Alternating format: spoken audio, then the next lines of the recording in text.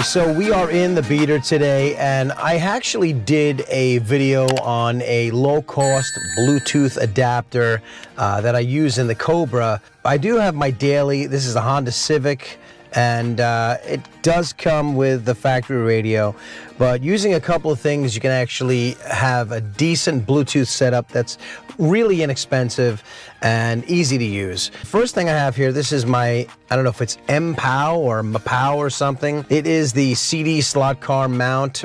I'll actually put a link down to every one of the products that I'm going to mention today in the description so you can pick them up. I tried a whole bunch of things that attach either to the windshield or to vents, and they never really did a great job.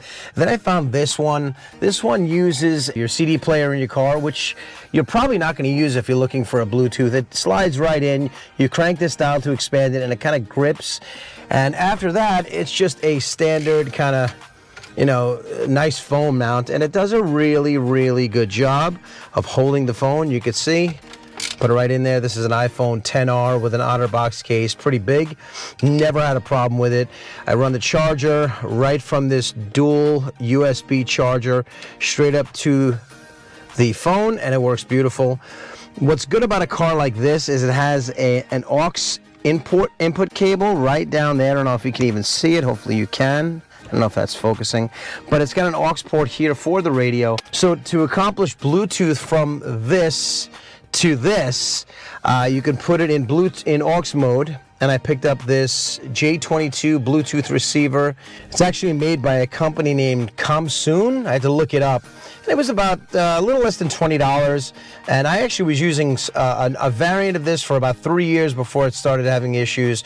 This one is even better because it has one button on top. And you can see I have the charging cable already plugged into it right down here.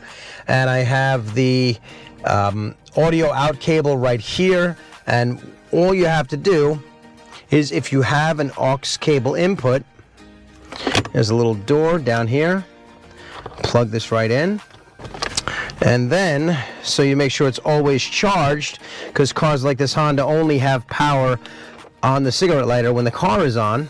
I plug it into here, so I have both of them, one for the phone, one for the charger, and that's it. I'm going to start the car up. To turn it on, you press and hold this button right in the middle. It'll light up. And to pair it, just like any other Bluetooth, you go into settings, you go into Bluetooth, and it should discover it. Turn it on. Connected. And there it is, it's connected. Now if we go into Spotify, let's say, and we don't want to get too much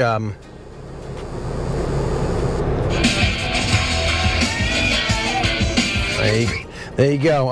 You know, it does a nice job. It's crystal clear. The audio, the phone calls are great, and you know you can always the whole setup between the phone holder and the Bluetooth. I think it cost me, I'm gonna say like $35. So like I said, I will leave links below for both of these things. If you don't want to change out your whole head unit, which I didn't want to do with this because this radio works well for me, and this is just kind of a daily beater. To turn off the Bluetooth, you press and hold that button. Power off. And that's it. It'll be totally shut off, and as long as your car is running, if you have one like this, it will continue to charge it. I like this because once it's going, I just take it and throw it in this front tray right here. You don't even see it. For me, this is a home run. It does the job. It holds the phone. This phone doesn't go anywhere. It's a lot better than other phone holders that I've had in this car. And the Bluetooth works really well. So I hope this helps you. And if it does, do me a favor, hit that like button. It helps us out. Or better yet, click that subscribe button so you get all the latest content here on the channel. And yeah, thank you so much for watching, and I will see you on the next one.